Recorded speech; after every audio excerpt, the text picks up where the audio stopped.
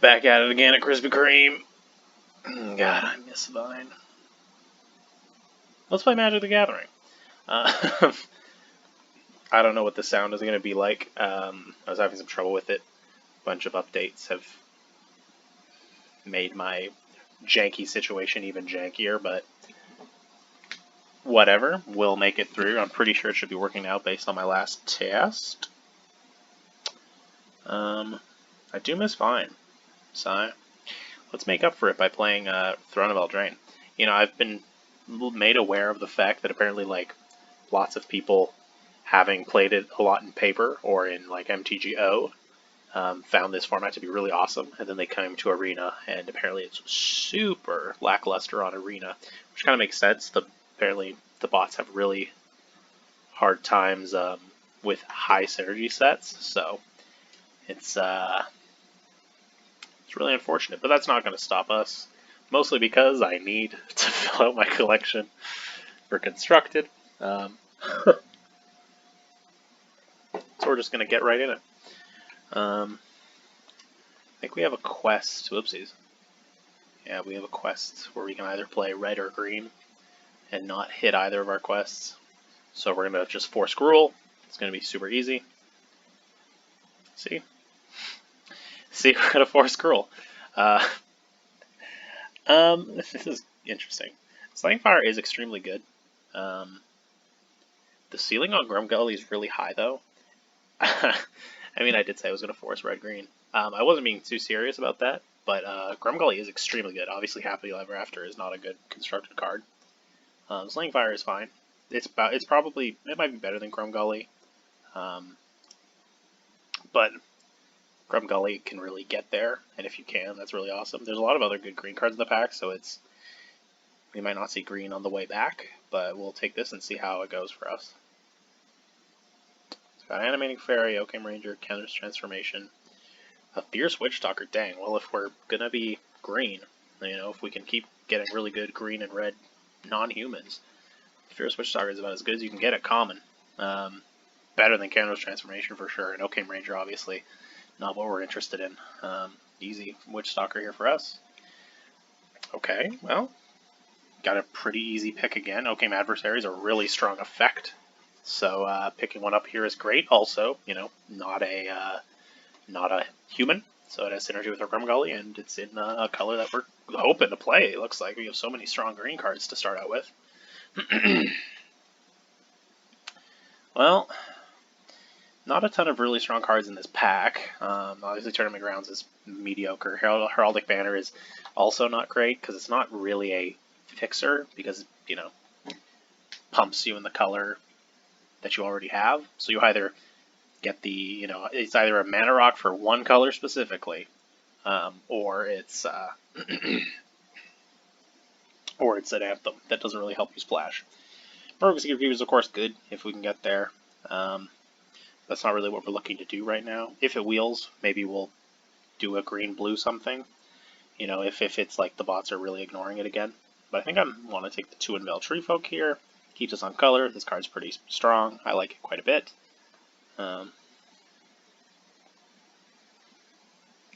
Shepherd of the Flock is a really strong card. I mean, we have a lot of green. Just because we took GRUMGRUULY doesn't mean we have to play Gruul. We haven't seen much red, which obviously we need if we want to play GRUMGRUUly. And Shepherd of Flock is a really strong card. Not against playing a Selesnya deck. So obviously this can also reuse like effects and adventures. So Shepherd of Flock is a great card. Okay. Well, we have a few decent options. I mean, Overerrant is quite good. It's decent on its own. Obviously, you wanted a Night deck, which we don't have right now. Redcap Raiders is good in like a non-humans deck, which seems to be what we're doing. So I think we're happy to pick it up here. Wildwood Tracker is also quite good if we end up in the aggro, the Gruul aggro thing and the non-humans. We can do a lot of damage there, but I think we'll take the Redcap Raiders here. See what else comes up. That's a really late Lucky Clover.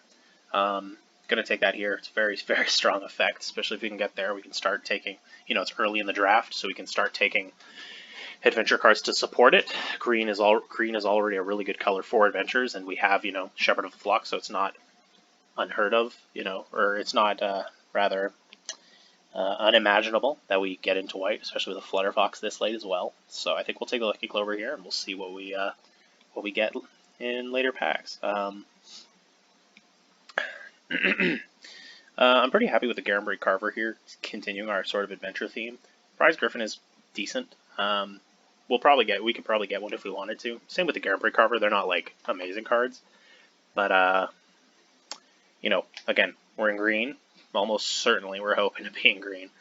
We have adventures, you know, we have Lucky Clover, like paying 2 mana to give, you know, a creature or one creature 4/4 or 2 creatures 2/2 is really good. So I think we'll take the Carver here. I think it's a pretty decent card. None of these cards are really that exciting. Overall, Deprenda is fine. This card usually wheels. We don't really have anything that screams get us into the mill deck, you know. But let me think. I'll take it here. It's not so much, you know. True Love's Kiss is good, and I would play it if we ended up in green-white, but we only have 1 white card, so it's not like a guarantee. And Garenbrig Squire is enough worse that, like, for example, if in pack 11 or whatever it'll end up being, that first Merfolk Secret Keeper comes, I'll probably just kind of have to jump ship, because that lets me know that mill is open, as, you know, as oversaturated as this format is with mill. You know, if it's there, I'm going to play it, especially with 1 Lucky Clover already under our belts. So we'll take it here, and we'll kind of look into that. Take the Raging Redcap here to go along with our non-human theme. You know, you put a counter on this. This follows up GRUMGRUULY. That's amazing. You know, with 3 mana, 2/3 with double strike is really strong. Bargain's also a decent combat trick, but I think I'm happier with the creature. Yeah, so it didn't wheel, so that kind of helps me, you know, just commit. I also think we're playing Shepherd. Now, we don't play any of these cards probably. I'm going to take Silver Flame Ritual just in case, you know, if we open up a bomb white card and we want to see if we can get into white. Oh, shit. Well,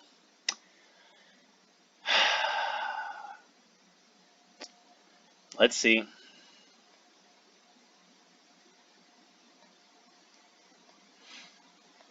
I mean, if it's there, we're going to play it because it's extremely strong.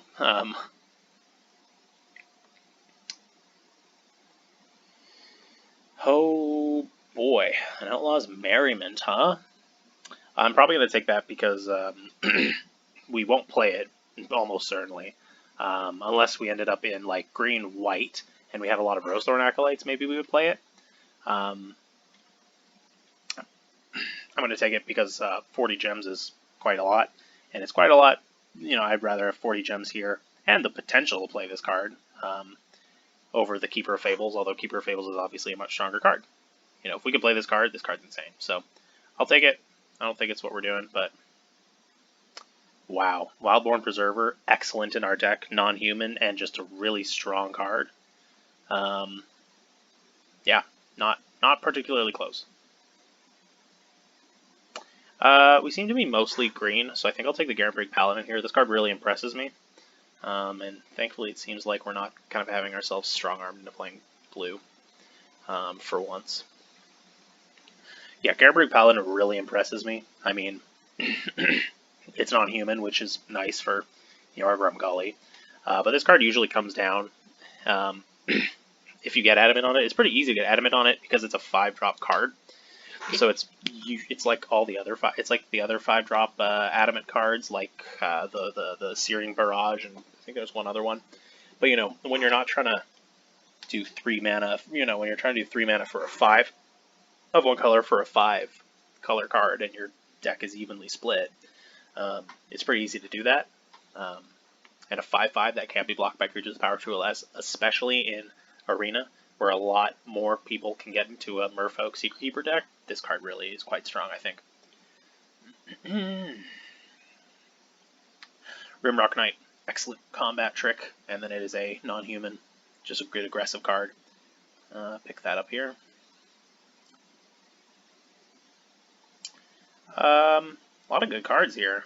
Oh, that's a very late Falmir Knight. That's kind of crazy.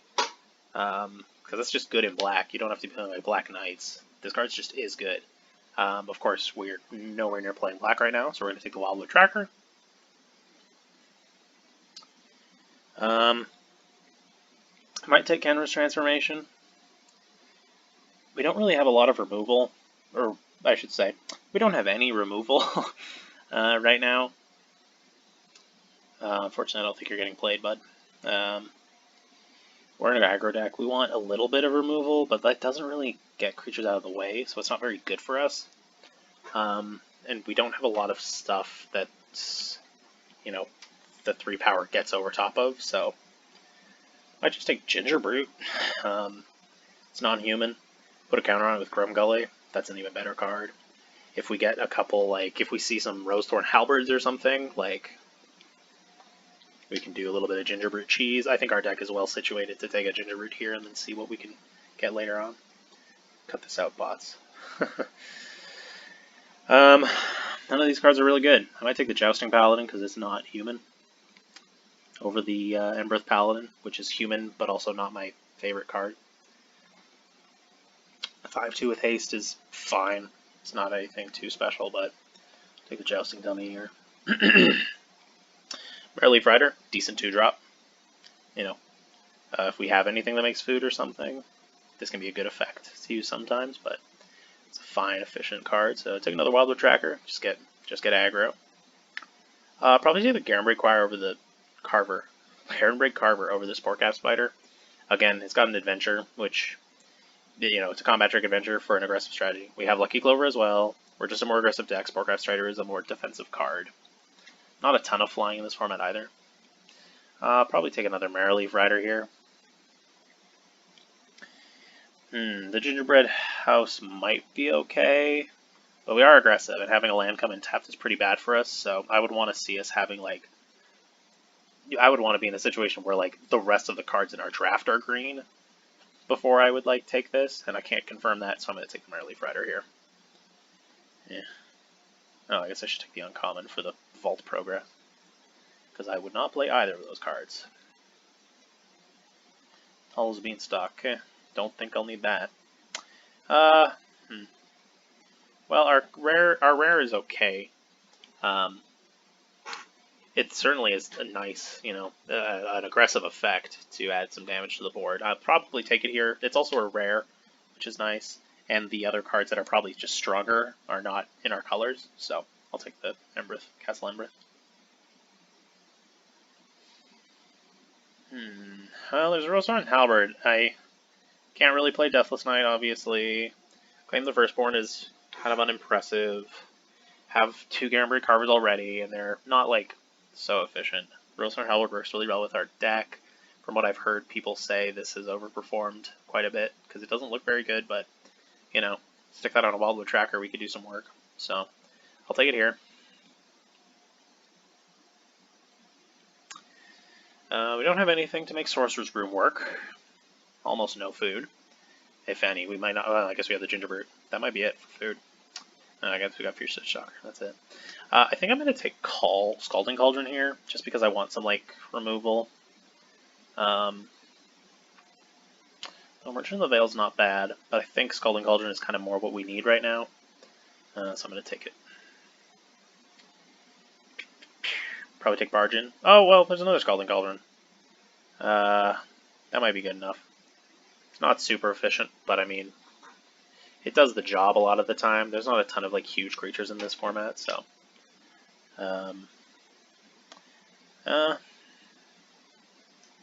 Bargain might just be better for our deck, though. It's tough to say. Because, like, for us, combat tricks kind of work as removal. I think actually I'm going to take Bargain. I mean, like, 4 mana to do 3 damage for our deck is not super awesome. But, like, using Bargain, paying 1 mana to give something 2/2, which could, you know, kind of act as a faux kill spell in a sense, and then give everything else trample in our non-humans deck, could actually be quite strong, so I think I'll take it here. It's pretty late Searing Barrage, which is nice to see, because, you know, this is exactly the kind of card you want in an aggro deck, because, you know, if they play a creature that has 5 power, or 5 toughness rather, that's when you're going to have a lot of trouble getting through. So the Searing Barrage is quite nice for us. Probably took Red Cap Raiders. We don't really need the cat, the kitty. As nice as the kitty is. We got Garenbrig Paladin at 5. We got Toonville Treefolk at 6. We got some strong 4 drops. Like, we want to lean a little more aggressive if we can. And Red Cap Raiders is a nice 3 drop for that. So I think we're going to take that here over the Garenbrig Carver number 3.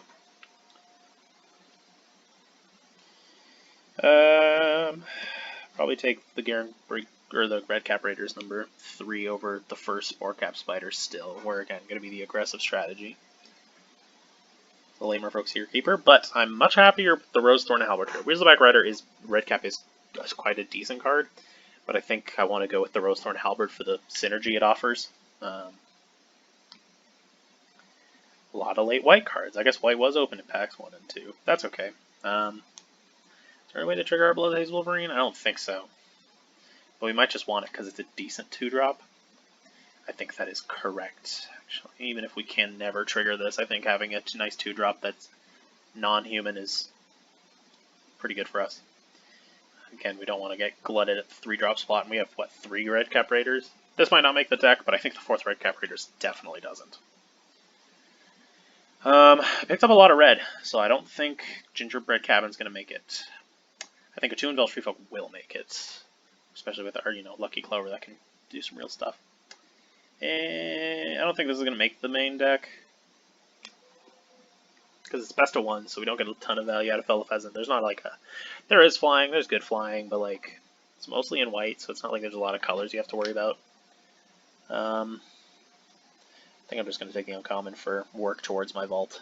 Improving my vault when I'm at 625%. Nice. Wow.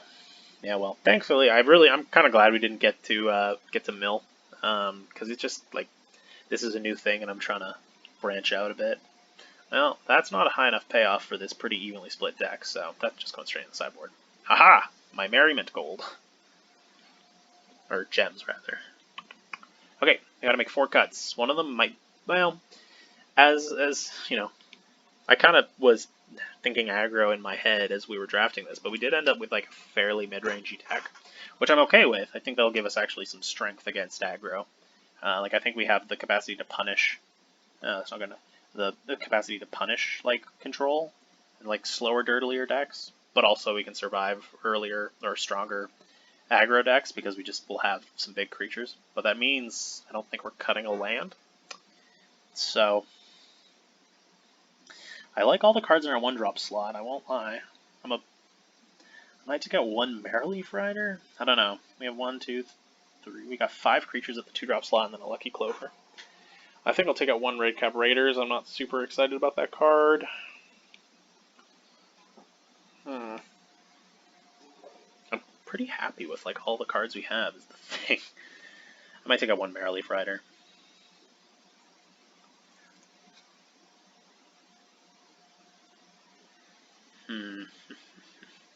Because we also have Garenbrig Carver that kind of acts as a 2-drop for like a 1-drop maybe.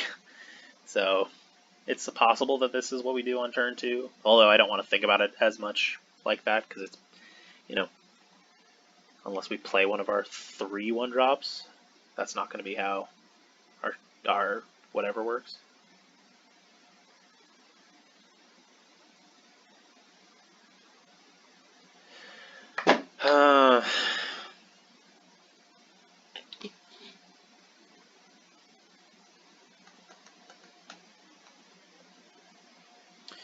I don't want to cut a Garenbrig Carver because I actually think the combat tricks are quite strong for us. Red Cap Raider, I think 2 is good, but this is also, like, I'm not going to cut any of my 3-drops. All my 4-drops I'm happy with, both my 5-drops I'm happy with, and do I want 2 Treefolks? Like, I kind of think they're nice to have, like, they're quite good in our very creature-heavy deck. Like, we'll never not have a target for these guys. And it's just nice to have big creatures at the top end. But 2 of them, is 2 of them too many? What would I cut instead? Again, I don't want to be too passive. Like I said, it is a bit mid-rangey. We have the decent spread. Clearly, we lean a little more aggressive with some early 1-drops and 2-drops, but we do still kind of have enough expensive cards that we aren't just a full-on, you know, like Boros aggro or something. But 2 Tree Folks might be a bit much, because I think we still are going to be relatively aggressive. Skull and Cauldron I still want, because we don't have a ton of ways to deal with creatures directly.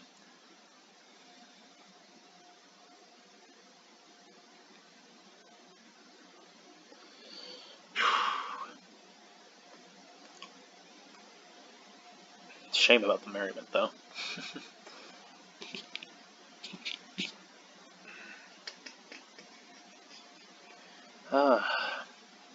I like all my cards too much. Good problems to have, I guess, but I think we're going to cut that last Tree Folk. I think it's pretty good. Like, I like this card quite a bit, but I don't know.